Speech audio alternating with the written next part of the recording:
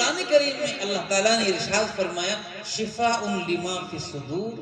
یہ قرآن کریم جو ہے یہ دلوں کے امراض کا اور دلوں کی بیماریوں کا علاج ہے، دلوں کی بیماریوں کا علاج ہے۔ میرے نوجوان دوستو، دل کو ایک ظاہری بیماری لگتی ہے اور ایک باطنی بیماری لگتی ہے۔ ظاہری بیماری تو دل کو یہ لگتی ہے کہ آپ کا ایک دوست ہے، آپ کا ایک ساتھی ہے، آپ کا ایک رشتہ دار ہے جس سے آپ کو بہت زیادہ محبت ہے، اس کے بغیر آپ کو چین نہیں آتا، جب تک آپ اس سے ملاقات نہیں کر لیتے اور مل نہیں لیتے آپ کو چین نہیں آتا۔ لیکن اچانک آپ بیٹھے دونوں بات کر رہے ہیں،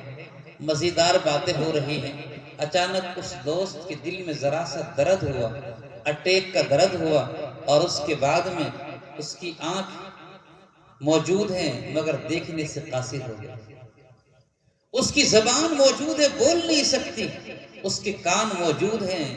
سن نہیں سکتے، ہاتھ اور پیر موجود ہے چل نہیں سکتے۔ کیوں؟ اس لیے کہ دل کے اندر اس وقت میں درد پیدا ہو گیا ہے، اب اس کی کیفیت ہو گئی۔